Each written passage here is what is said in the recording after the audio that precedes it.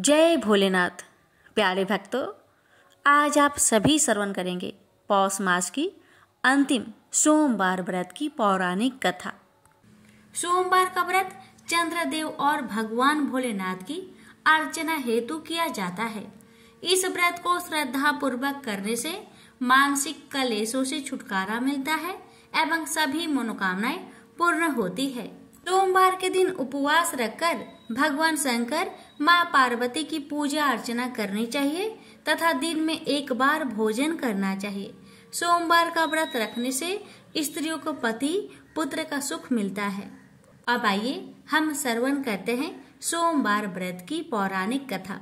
कथा को बड़े ही श्रद्धा प्रसन्नचित मन से पूरा अवश्य सुनेगा और दूसरे भक्तों के पास भी शेयर कीजिएगा और कमेंट बॉक्स में हर हर महादेव अवश्य लिखेगा। कथा इस प्रकार है। किसी नगर में एक धनी व्यापारी रहता था। दूर दूर तक उसका व्यापार फैला हुआ था। नगर के सभी लोग उस व्यापारी का सम्मान करते थे। इतना सब कुछ संपन्न होने के बाद भी वह व्यापारी बहुत दुखी था, क्योंकि उसका कोई पुत्र नहीं था, जिस कारण अपने मृत्यु के पश्चात व्यापार के उत्तराधिकारी की चिंता उसे हमेशा सताती रहती थी। पुत्र प्राप्ति की इच्छा से व्यापारी प्रत्येक सोमवार भगवान शिव का व्रत पूजा किया करता था और शाम के समय शिव मंदिर में जाकर शिव जी के सामने घी का दीपक जलाया करता था। उसकी भक्ति देखकर माँ पार्वती प्रसन्न हो गई और भगवान शिव से उस व्यापारी की मनोकामना पूर्ण करने का निवेदन किया। भगवान शिव बोले, इस संसार में सबको उसके कर्म के अनुसार फल की प्राप्ति होती है। जो प्राणी जैसा कर्म करते हैं उन्हें वैसा ही फल प्राप्त होता है। शिव जी द्वारा समझाने के बावजूद माँ पार्वती नहीं मानी और उस व्यापारी की मनोकामना पूर्ति हेतु वे शिव जी से बार बार अनुरोध करती रही। अंततः माता के आग्रह को देखकर भगवान भोलेनाथ को उस व्यापारी को पुत्र प्राप्ति का वरदान देना पड़ा। वरदान देने के पश्चात भोलेनाथ माँ पार्वती से बोले, आपके आग्रह पर मैंने पुत्र प्राप्ति का वरदान तो दे दिया, परंतु इसका यह पुत्र 16 वर्ष से अधिक समय तक जीवित नहीं रहेगा। उसी रात भगवान शिव उस व्यापारी के स्वप्न में आए और उसे पुत्र प्राप्ति का वरदान दिया और उसके पुत्र की 16 वर्ष तक जीवित रहने की भी बात बताई। भगवान के वरदान से व्यापारी को खुशी तो हुई, लेकिन पुत्र की अल्पायु की चिंता ने उस खुशी को नष्ट कर दिया।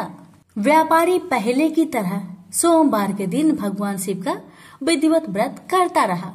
कुछ महीनों के बाद उसके घर एक अति सुंदर बालक ने जन्म लिया और घर में खुशियां ही खुशियां भर गई। बहुत धूमधाम से पुत्र जन्म का समारोह मनाया गया, परंतु व्यापारी को पुत्र जन्म की अधिक खुशी नहीं हुई, क्योंकि उसे पुत्र की अल्प आयु के रहस्य का पता था।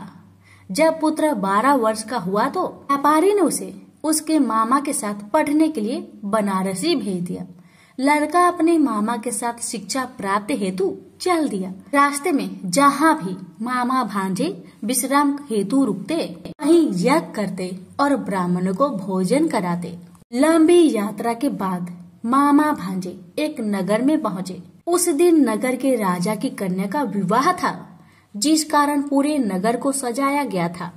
निश्चित समय पर बारात आ गई, लेकिन वर का पिता अपने बेटे के एक आंख से काने होने के कारण बहुत चिंतित था। उसे भय था कि इस बात का पता चलने पर कहीं राजा विवाह से इनकार न कर दे, इससे उसकी बदनामी भी होगी। जब वर के पिता ने व्यापारी के पुत्र को देखा तो उसके मस्तिष्क में एक विचार आया। उसने सोचा, क्यों ना इस लड़के को दुल्हा बनाकर राजकुमारी से विवाह करा दूं। विवाह के बाद इसको धन देकर विदा कर दूंगा और राजकुमारी को अपने नगर ले जाऊंगा। वर के पिता ने लड़के के मामा से इस संबंध में बात की। मामा ने धन मिलने की लालच में वर के पिता की बात को स्वीकार कर ली। लड़के को दूल्हे का वस्त्र पहनाकर राजकुमारी से विवाह कर दिया गया। राजा ने बहुत सारा धन देकर राजकुमारी को विदा किया। शादी के बाद लड़का जब राजकुमारी के साथ लौट रहा था तो वह सच नहीं छिपा सका और उसने राजकुमारी के ओढ़ने पर लिख दिया, राजकुमारी, तुम्हारा विवाह मेरे साथ हुआ था। मैं तो बनारसी पढ़ने के लिए जा रहा हूँ और अब तुम्हें जिस नवयुवक की पत्नी बनना पड़ेगा वह कान्हा है। जब राजकुमारी ने अपनी ओढ़नी पर लिखा हुआ पढ़ा तो उसने कान्हे लड़के के साथ जाने से इनकार कर दिया।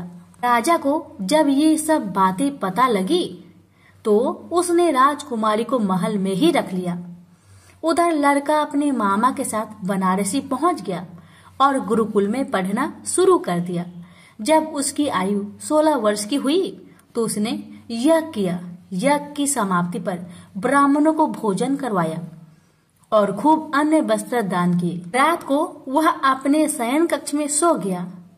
शिव के वरदान के अनुसार शयन अवस्था में ही उसके प्राण पेखरू उड़ गए। सूर्योदय पर मामा मृत भांजे को देखकर रोने पिटने लगा। आसपास के लोग भी एकत्र होकर दुख प्रकट करने लगे। लड़के के मामा के रोने विलाप करने के स्वर समीप से गुजरते हुए भगवान शिव और माता पार्वती ने भी सुने। माता पार्वती ने भगवान से कहा, प्राणनाथ, मुझे इसके रोने का स्वर सहन नहीं हो रहे, आप इस व्यक्ति के कष्ट को अवश्य दूर करें।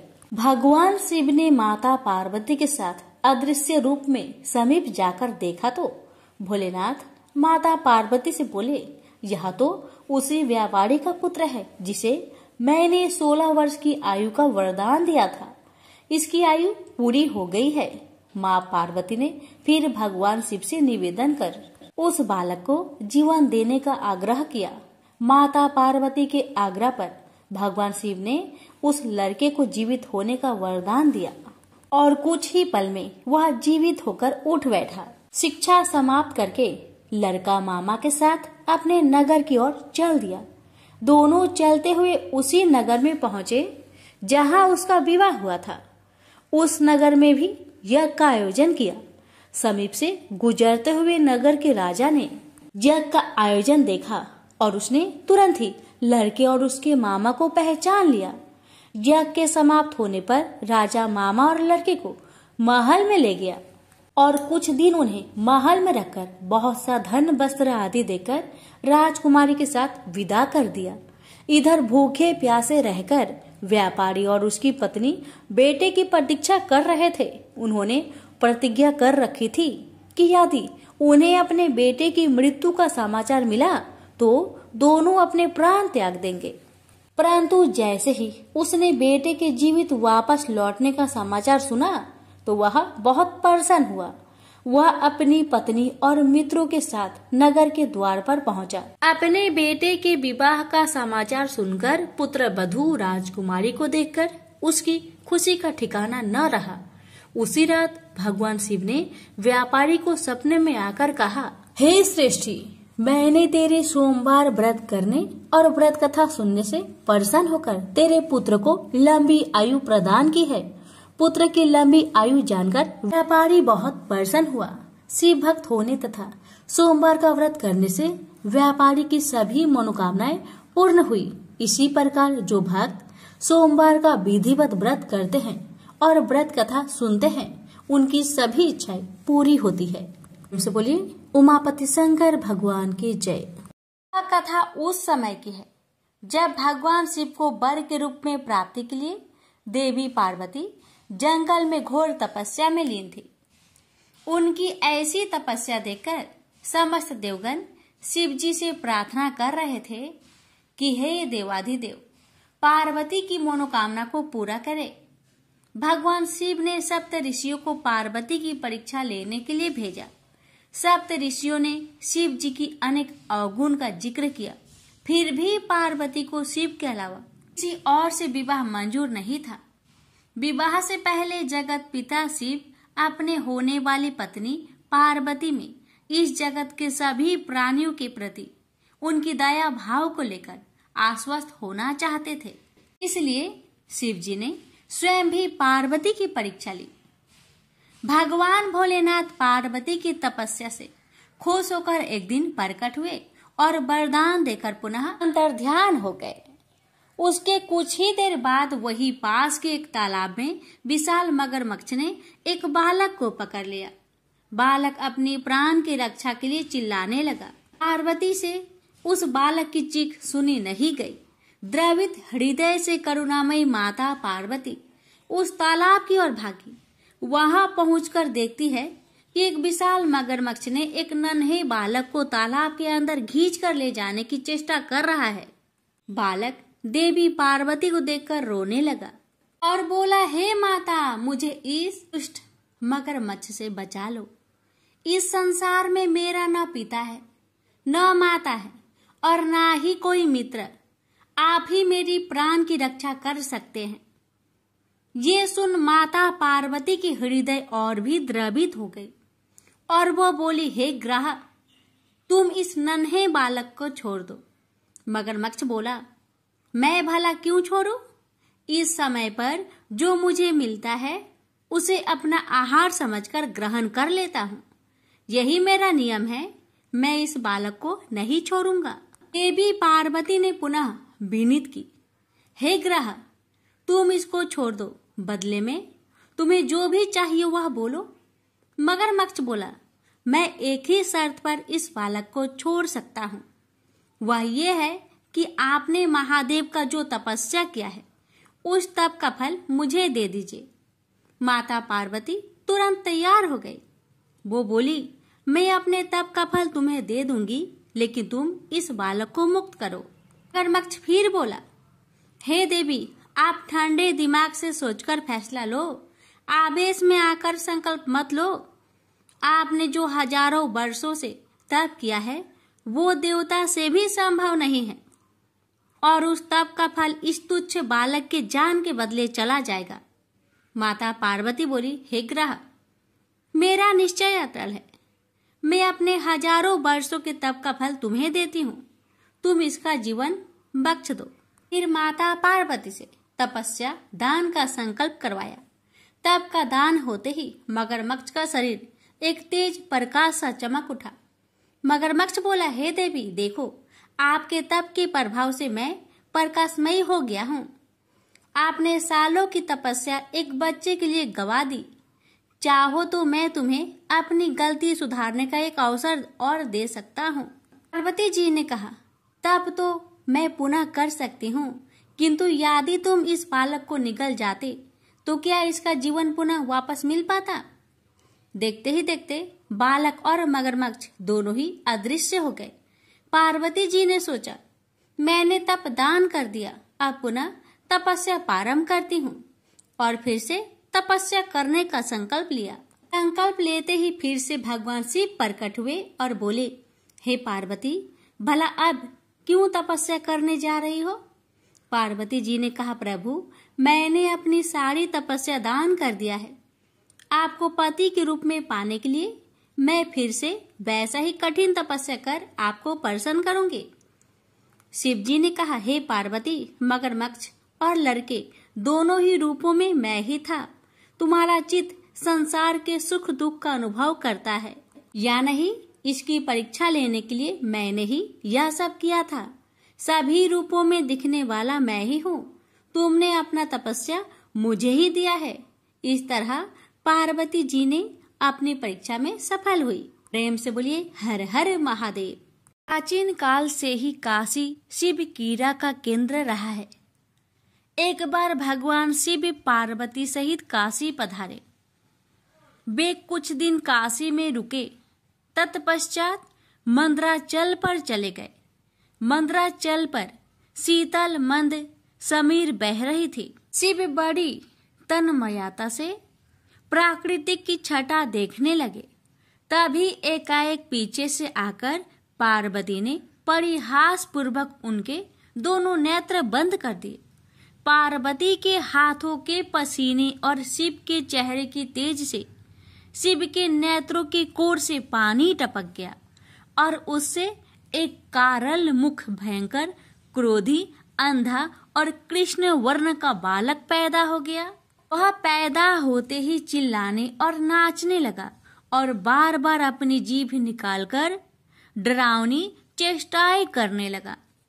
यह देख पार्वती भयभीत हो गई। उन्होंने शिव से उस विकराल बालक के विषय में पूछा, तो शिव ने बताया कि वह उन्हीं का पुत्र है जो नेत्रों से पानी बहकर गिरने के कारण उत्पन्न हो गया है। पार्वती ने उसके पालन पोषण का दायित्व अपने सखी को सौंप दिया और वह बालक उनकी सखी द्वारा पोषित होने लगा। पार्वती जी ने उनका नाम अंधक रखा। इसी बीच हिरण्यकशिपु का भाई हिरण्याक्ष शिव की तपस्या में तत्लीन था। उसकी तपस्या से प्रसन्न होकर शिव प्रकट हुए और उन्होंने उससे वर मांगने को कहा। उठो पुत्र, मैं तुम्हारे तप से प्रसन्न हूँ, बोलो क्या वर मांगते हो। हिरण्याक्ष बोला, भगवान मुझे एक पुत्र की कामना है। मेरे भाई के तो 4 पुत्र हैं, किंतु मेरी पत्नी की गोद खाली है। कृपया मुझे पुत्र प्राप्ति का वरदान दे। शिव बोले, तुम्हारे भाग्य में पुत्र प्राप्ति का योग नहीं है दैत्यराज, लेकिन मैं तुम्हें अपना पुत्र दे सकता हूँ। वह अंधा है परंतु बहुत बलशाली है। भविष्य में वह महाबलवान पुरुष बनेगा। यह कहकर शिव ने अंधक को हिरण्याक्ष के हाथों में दे दिया। हिरण्याक्ष अंधक को लेकर खुशी खुशी अपने राज्य लौट गया। अंधक राजमहल में बड़ा होने लगा। तभी देवासुर संग्राम छिड़ गया और भगवान विष्णु द्वारा हिरण्याक्ष मारा गया।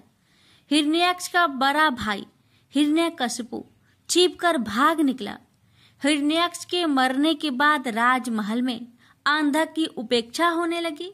उसके अन्य चचेरे भाई और संगी साथी उसे चिढ़ाने लगे। इससे अंधक दुखी रहने लगा। एक दिन उनके व्यवहार से तंग आकर वह तपस्या करने निकल पड़ा और एक निर्जन वन में पहुंचकर ब्रह्मा जी की साधना में लीन हो गया। तप करते हुए उसे कई वर्ष बीत गए। उसके तप से प्रसन्न होकर ब्रह्मा जी प्रकट हुए और उससे वर मांगने को कहा। अंधक ब्रह्मा जी के चरणों में गिरकर बोला, पितामह मुझे ऐसा वर दीजिए कि मेरा अपमान करने वाले मेरे सभी भाई मेरी दास्ता करे, मेरे दिव्य नेत्र हो जाए, मेरी किसी के द्वारा मृत्यु ना हो। यह सुनकर ब्रह्मा जी बोले, और सब तो ठीक है बस, तुम्हारे नेत्र दिव्य हो जाएंगे। तुम्हारे सारे भाई भी तुम्हारा दास्ता स्वीकार कर लेंगे, किंतु तुम मनुष्य हो और काल चक्र का नियम है कि कोई भी मनुष्य मृत्यु से अछूता नहीं रह सकता। अंधक बोला, तो फिर ऐसा ही वरदान दीजिए कि मेरे शरीर से निकले रक्त की एक एक बूंद से मेरे जैसे पराक्रमी वीर उत्पन्न हो जाए। ब्रह्मा जी बोले, ठीक है, मैं तुम्हें यह वरदान देता हूँ, साथ ही ये भी वरदान देता हूँ कि तुम्हारी मृत्यु विष्णु तथा शिव के द्वारा नहीं होगी। अंधक को वरदान देकर ब्रह्मा जी अंतर्ध्यान हो गए और अंधक वरदान पाकर एकदम सुपुष्ट एवं नेत्रवान पुरुष बन गया। वह वापस दैत्यपुरी लौट आया। वरदान प्राप्त करके वह बेहद कामुक हो गया। उसके अत्याचारों से नाग, यक्ष तथा देव गंधर्व सभी दुखी रहने लगे। वे सब ब्रह्मा जी की शरण में पहुंचे, किंतु ब्रह्मा जी ने उन्हें कोई अवशासन नहीं दे सके, क्योंकि अंधकासुर उन्हीं के वरदान स्वरूप तो यह उत्पात मचाए हुए था। आखिर निराश होकर सब लोग शिव के पास पहुंचे और उन्हें अंधकासुर के अत्याचारों के बारे में अवगत कराया। शिव ने उन्हें आश्वस्त किया। आश्वस्त होकर वे अपने स्थानों को लौट गए। शिव पार्वती मंद्राचल पर्वत पर ठहरे हुए थे। तभी एक बार अंधक अपनी सेना के साथ मंद्राचल पर्वत पर पहुंचा। पर्वत की सुरमया देखकर वह विभोर हो उठा। उसने सोचा, कितना सुंदर स्थान है, क्यों न यहाँ अपने लिए एक अस्थायी नगर का निर्माण करा दिया जाए। यह सोच उसने अपने एक सेवक को आदेश दिया, तुम कोई उचित स्थान तलाश करो जहाँ हमारे लिए एक शानदार महल बन सके। आज्ञा पाकर सेवक उचित स्थान की खोज में निकल पड़ा। कुछ दूर जाने पर उसे एक जटाधारी पुरुष तप करता दिखाई दिया। उसके समीप ही एक सुंदर स्त्री बैठी हुई थी। उसने सोचा, वाह क्या सुंदरी है, लेकिन यह इस तपस्वी के पास क्या कर रही है? इसे तो राजमहल की शोभा होनी चाहिए। चलकर महाराज को सूचित करूं। यह सोचकर वह वापस लौट आया और अंधक को सारा वृत्तांत कह सुनाया। सुनकर अंधक बोला, फिर से जाओ और उस सुंदरी को उठाकर मेरे पास ले आओ और उसके साथ के तपस्वी पुरुष को कह देना कि मैं दैत्यराज अंधक का दूत हूँ और उनके लिए इस सुंदरी को ले जाना चाहता हूँ। दूत पुनः उसी स्थान पर जा पहुंचा। तब तक शिव भजन पूजा से निवृत्त हो चुके थे। उसने अपने स्वामी अंधक का आदेश उन्हें कह सुनाया। सुनकर शिव ने उनसे कहा, जाओ अपने महाराज से कह देना कि किसी की पत्नी पर कुदृष्टि डालना बहुत ही अनुचित कार्य होता है। यह सुनकर दूत वापस लौट आया। उसने अंधक को शिव द्वारा दिया गया उत्तर सुना दिया। सुनकर अंधक गुस्से से आग बबूला हो उठा। वह अपनी सेना की एक टुकड़ी लेकर शिव पर टूट पड़ा, लेकिन शिव के गण वीरभद्र ने उन्हें मारकर भगा दिया। अंधक के सेनापति नील ने मायावी हाथी का भेष धारण किया और वह शिव गणों की ओर लपका। यह देख वीरभद्र ने तुरंत सिंह का भेष धारण कर लिया और नील का वध कर डाला। दूसरी ओर नंदी अंधक से युद्ध कर रहा था। उसने इतने प्रबल वेग से आक्रमण किया कि अंधक को जान बचाने के अलावा और कुछ न सूझ सका और वह अपनी सेना सहित भाग गया। अंधक के पराजित होकर भागने के पश्चात शिव पशुपत नामक व्रत करने लगे। पार्वती को उन्होंने मंद्राचल स्थित देवी मंदिर में भेज दिया और शिव के गण देवी के मंदिर पर पहरा देने लगे। अंधक अपनी पराजय को न भूल सका। उसने पुनः सेना एकत्र की और हमला कर घनघोर युद्ध छिड़ गया। अंधक ने नंदीश्वर को मूर्छित कर दिया। देवर्षि नारद द्वारा यह समाचार विष्णु तक पहुंचाया गया। इंद्र आदि को भी यह संदेश भेजा गया। देखते ही देखते देवों की एक विशाल सेना मंद्राचल पर आ जुटी। देव और दैत्यों में भयानक युद्ध छिड़ गया, लेकिन दैत्यों की प्रबल मार के आगे देवताओं की हार होने लगी।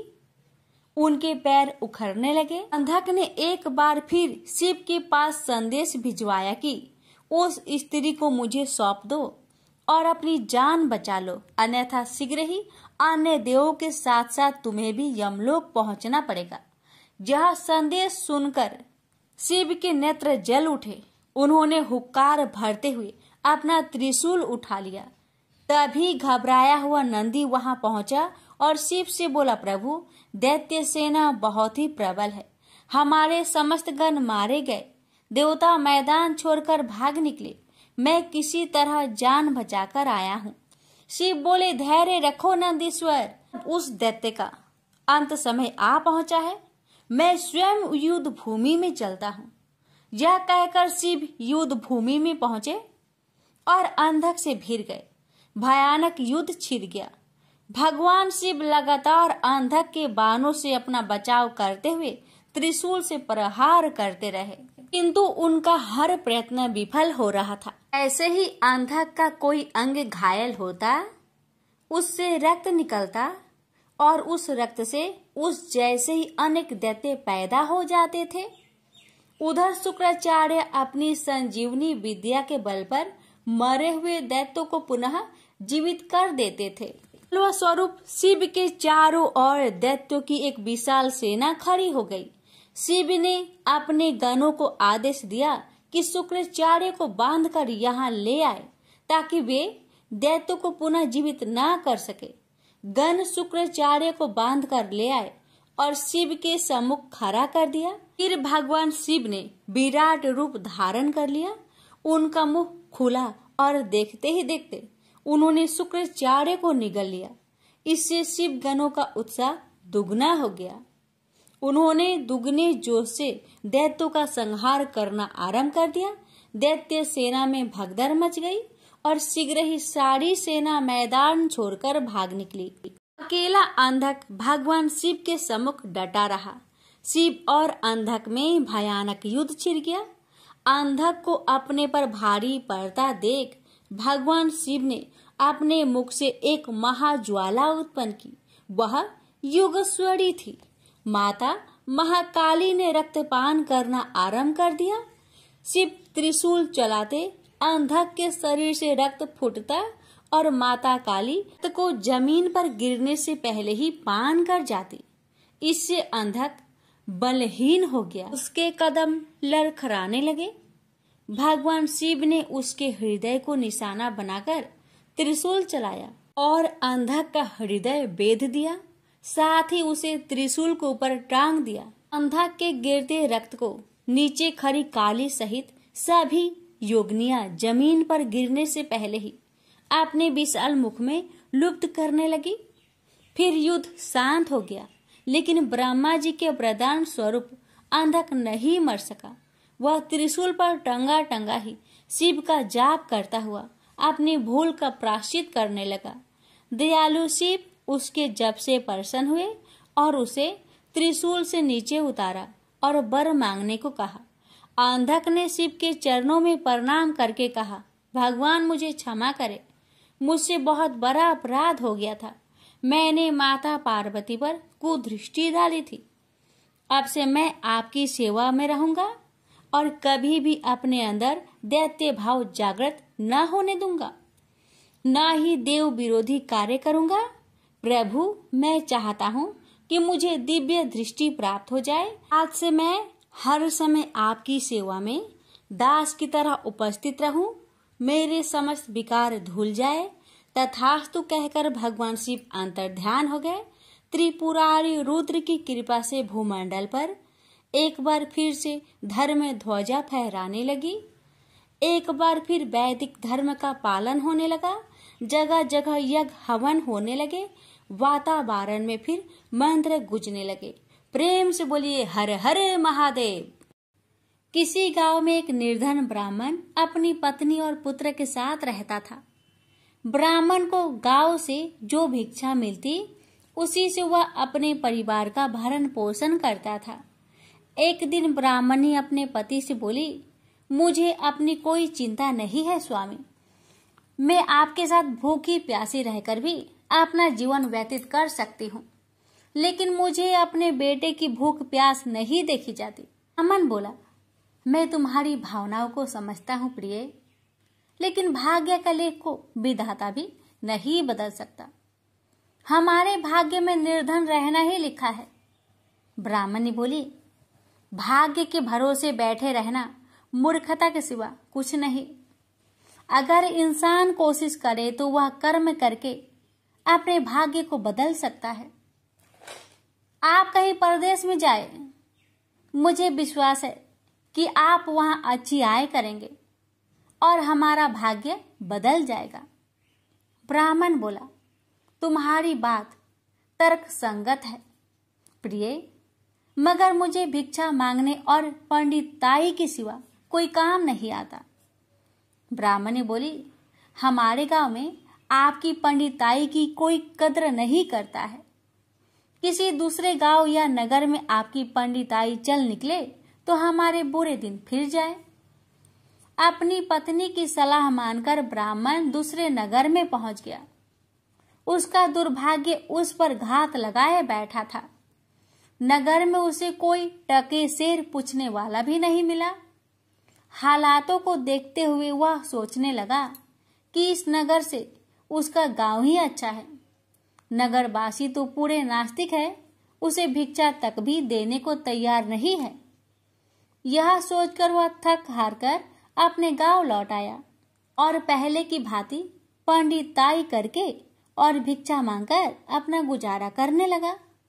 एक दिन वह भिक्षा मांगकर लौट रहा था, तभी उधर से भगवान शिव माता पार्वती के साथ गुजरे। उस निर्धन ब्राह्मण की हालत देखकर माता पार्वती ने ब्राह्मण की तरफ संकेत करते हुए भगवान शिव से कहा, आप उस ब्राह्मण को देख रहे हैं स्वामी? शिव बोले, हाँ, वह बहुत निर्धन है और दुखी भी है।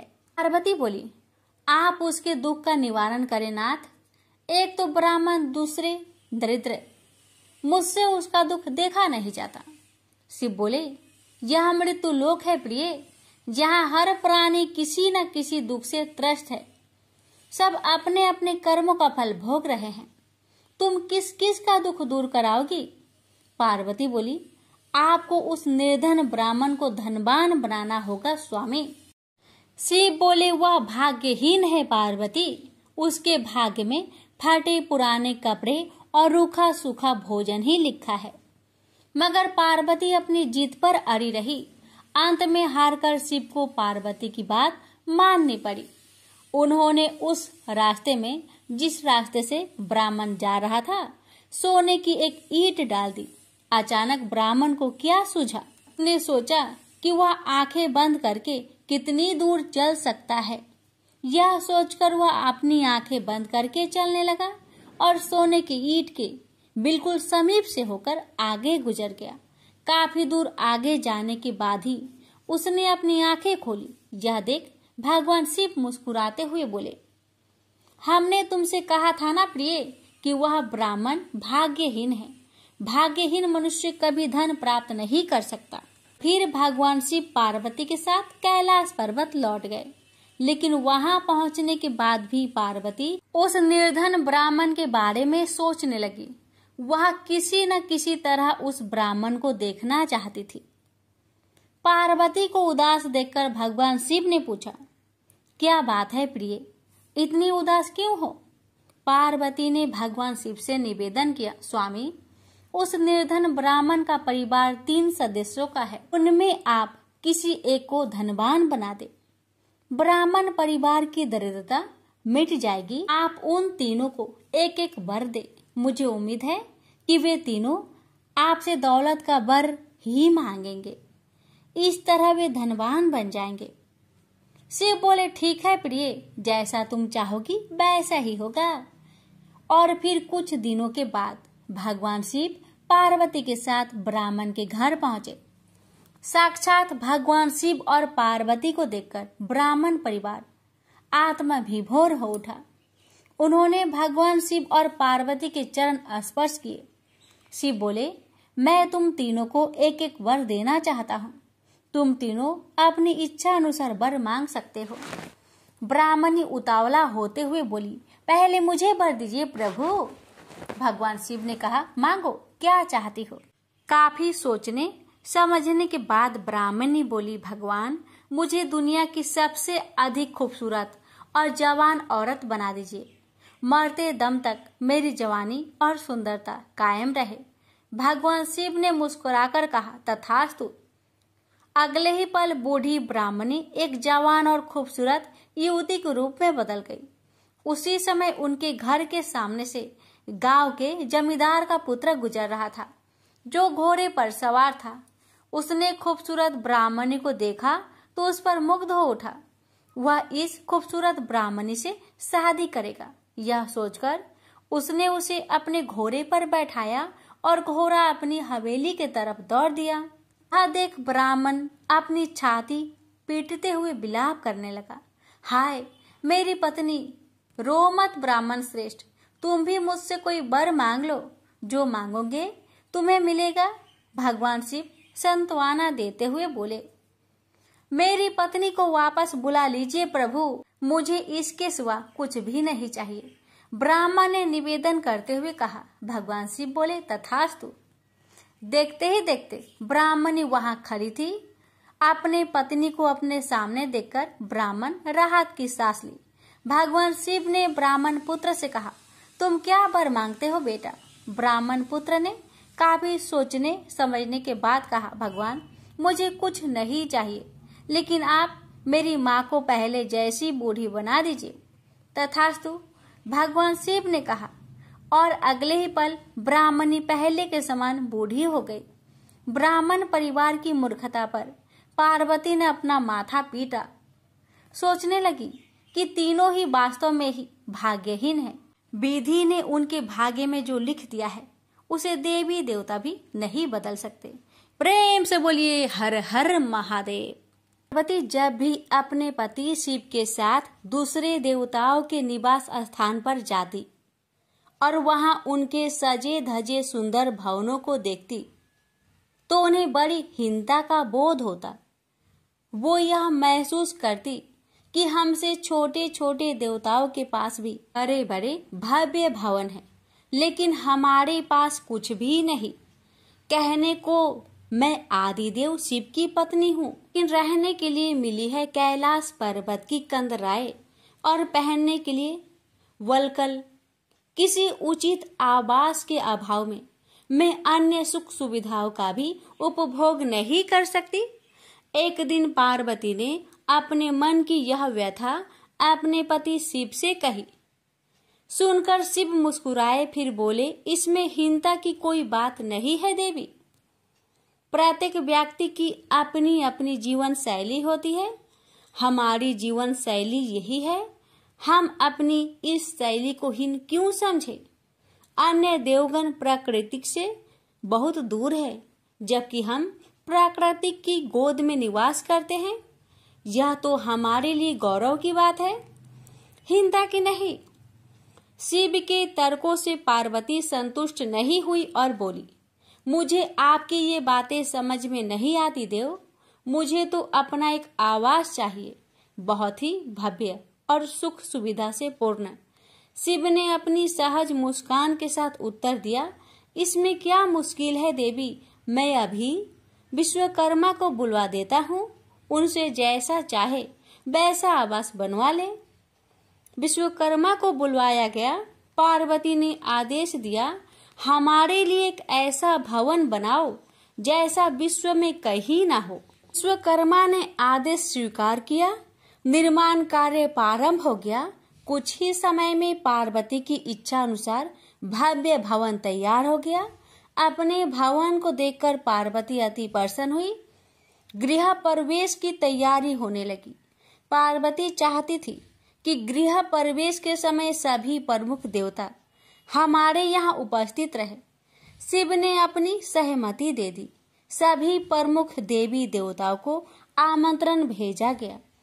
गृह प्रवेश के समय वे सब कैलाश पर्वत पर आ गए। उन्होंने पार्वती के भव्य भवन की भूरी भूरी प्रशंसा की। इन विश्व नियंता ब्रह्मा खामोश रहे। जब सब देवी देवता जाने लगे तो पार्वती ने ब्रह्मा जी से पूछा, देव क्या आपको यह आवास पसंद नहीं आया? ब्रह्मा जी ने आश्चर्य व्यक्त करते हुए पार्वती से ही प्रश्न किया, देवी मैंने ऐसा कब कहा? आपके चेहरे की भाव भंगिमा कुछ ऐसा ही कह रही है प्रभु। पार्वती ने अपनी शंका स्पष्ट की। फिर ब्रह्मा जी को मौन देखकर पार्वती ने अपनी बात आगे बढ़ाई, देव आप कुछ संकोच कर रहे हैं, स्पष्ट कहिए क्या बात है? ब्रह्मा जी ने तनिक रुककर उत्तर दिया, देवी और तो सब ठीक है, लेकिन इस प्रसाद पर शनि की कुदृष्टि है।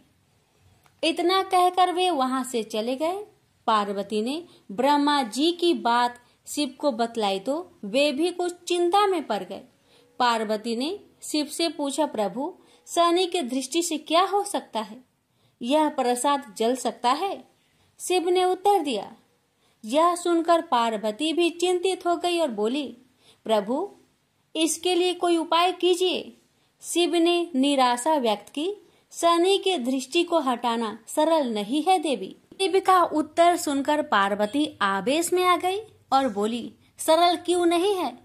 आप अभी शनि लोक जाइए और शनि से कहिए कि वह हमारे प्रसाद पर से अपनी कुदृष्टि हटा ले। यदि वह मान जाए तो आप तत्काल उसे वरदान दे दीजिएगा, और यदि ना माने तो आप अपना डमरू जोर से बजा दीजिएगा। मैं स्वयं अपने प्रसाद को आग लगा दूंगी। यदि प्रसाद को जलना ही है तो यह मेरे ही हाथों से जलेगा, शनि की कुदृष्टि से नहीं। इसके बाद मैं शनि को श्राप दूंगी। पार्वती की इच्छा अनुसार शिव शनि लोक गए। वहां शनि देव ने उनकी अभ्यर्थना की और आदर के साथ आसन पर बैठाया। आसन ग्रहण करने के बाद शिव ने अपने आने की प्रयोजन बताया। देवी पार्वती ने जो प्रसाद बनवाया है उस पर तुम्हारी कुदृष्टि है, अतः वे चाहती हैं कि तुम उधर से अपनी कुदृष्टि हटा लो। शनि देव ने करवध होकर निवेदन किया, आप निश्चिंत रहे देव, माता पार्वती के प्रसाद पर कुदृष्टि डालने का मैं दुस्साहस कर ही नहीं सकता। शनि से अवशासन पाकर शिव प्रसन्न हो गए और बोले, शनि, मैं तुमसे प्रसन्न हूँ, तुम जो चाहे वर मांग सकते हो। शनि ने विनम्र भाव से कहा, प्रभु, आपका दिया हुआ सब कुछ मेरे पास है, क्या मांगू? हाँ, एक इच्छा अवश्य है, वह है आपका तांडव नृत्य देखने की। बहुत दिन हो गए उसे देखे हुए, आपका नृत्य देखला सके तो कृपा होगी। शनि का यह अनुरोध शिव को अच्छा लगा। उन्होंने तत्काल अपना डमरू उठा लिया और लगे नृत्य करने। भोले भंडारी ये भी भूल गए कि माता पार्वती ने डमरू की आवाज सुनकर अपने नव निर्मित प्रसाद को जला देने की बात कही थी। बस डमरू बजा बजा कर वे नृत्य करते रहे। उधर पार्वती ने जब कैलाश पर डमरू की ध्वनि सुनी तो उन्होंने सोचा कि शनि ने अपनी कुदृष्टि हटाना अस्वीकार कर दिया है, अतः वे बहुत दुखी हुई। उन्हें लगा कि यदि मैं तत्काल अपने नव निर्मित आवास को आग लगा दूंगी तो वह शनि की कुदृष्टि से बच जाएगा। अतः उन्होंने स्वयं ही अपने प्रसाद में आग लगा दी। वह धू धू करके जल उठा। प्रसाद को जलता देख पार्वती का शनि पर क्रोध धीरे धीरे बढ़ने लगा और वे उसे श्राप देने के लिए तैयार हो गई। लेकिन उसी समय भगवान शिव वहां पहुंच गए। उन्होंने वहां प्रसाद को जलते देखा तो वे आश्चर्यचकित रह गए। उनकी समझ में ही नहीं आया कि यह कैसे हो गया। फिर अचानक उन्हें सब कुछ स्मरण हो आया। अपनी भूल का उन्हें एहसास हुआ। उन्होंने पार्वती जी को सब कुछ कह सुनाया। सच्चाई जानकर पार्वती को भी अपने जल्दबाजी पर दुख हुआ। अब शनि को श्राप देने का कोई अर्थ नहीं था। प्रत्यक्षतः उसका कहीं कोई अपराध नहीं था। फिर भी पार्वती और शिव को यह लग रहा था कि यह सब हुआ शनि की कुदृष्टि से ही। लेकिन इस स्थिति को देखते हुए वे उसे दोषी नहीं ठहरा सकते थे। प्रेम से बोलिए हर हर महादेव, शनि महाराज की जय हो। श्रवण करेंगे शिव चालीसा। जय गणेश गिरिजा सोवन, मंगल मूल सुजान, कहत अयोध्या दास, तुम देहु अभय वरदान। जय गिरिजापति दीन दयाला, सदा करत संतन प्रतिपाला, भाल चंद्रमा सोहत नीके, कानन कुंडल नाग फनीके। अंग गौर सिर गंग बहाए, मुंड माल तन छार लगाए, वस्त्र खाल बाघंबर सोहे, सभी को देखी नागमन मोहे। मैना मातु की हवी दुलारी, वाम अंग सोहत छवि न्यारी, कर त्रिशूल सोहत छवि भारी, करत सदा शत्रुन क्षयकारी। नंदी गणेश सोहे तह कैसे, सागर मध्य कमल है जैसे, कार्तिक श्याम और गणराव या छवि को कहे जात न काऊ। देवन जब ही जय पुकारा, तब ही दुख प्रभु आप निवारा, किया उपद्रव तारक भारी, देवन सब मिली तुम ही जुहारी। तुरंत सडानन आप पठायो, लमनी मेष महामारी गिराओ, आप जलंधर असुर संहारा, सूयस तुम्हार विदित संसारा। त्रिपुरासुर सन युद्ध मचाई, सब ही कृपा कर लीन बचाई, किया तप ही भगीरथ भारी, पूरब प्रतिज्ञा तासु पुरारी। दानिन मह तुम सम कोई नाही, सेवक स्तुति करत सदा ही, वेद नाम महिमा तौ गाई, अकथ अनादि भेद नहीं पाई।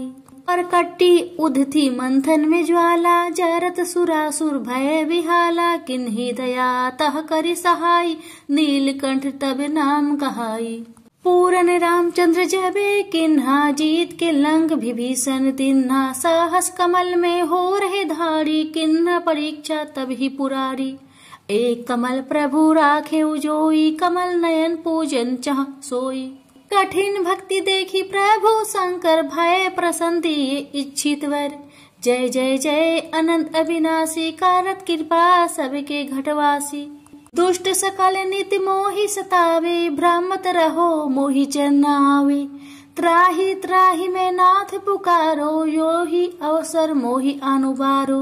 हे त्रिशूल शत्रुन को मारो, संकट से मोहि आन उबारो। माता पिता भ्राता सब होई, संकट में पूछत नाही कोई।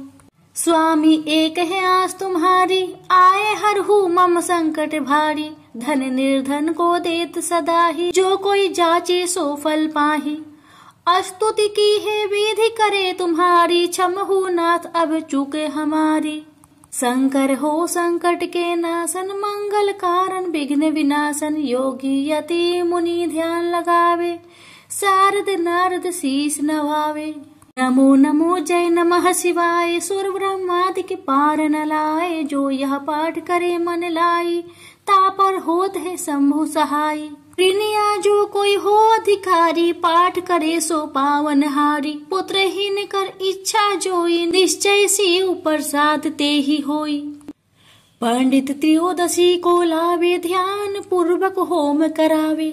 त्रयोदशी व्रत करे हमेशा, ताके तनय नहीं रहे कलेसा। धूप दीप नेवत चढ़ावे, शंकर सम्मुख पाठ सुनावे।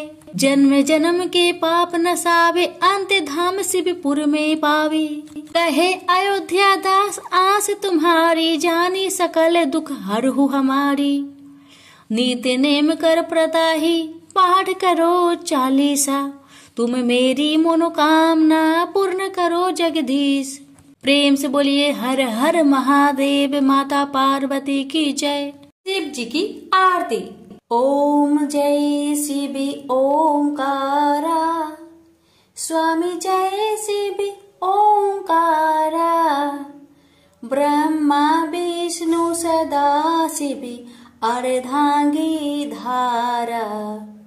ओम जय शिव ओंकारा, स्वामी जय शिव ओंकारा। एकानन चतुरानन पंचानन राजे, हंसानन गरुड़ासन वृषवाहन साजे। ओम जय शिव ओंकारा, स्वामी जय शिव ओंकारा। दो भुज चार चतुर्भुज, 10 भुज अति सोहे। त्रिगुण रूप निरखते, त्रिभुवन जन मोहे। अच्छी माला बने माला, मुंड माला धारी। त्रिपुरारी कंसारी, करे माला धारी। श्वेतांबर पीतांबर, बाघंबर अंगे। सनकादिकी गरुणादिकी, भूतादिकी संगे। कर के माध्य का मंडलु, चक्र त्रिशूली धारी। सुखकारी दुखहारी, जगपालनकारी। ब्रह्मा विष्णु सदा शिव, जानत अविवेका।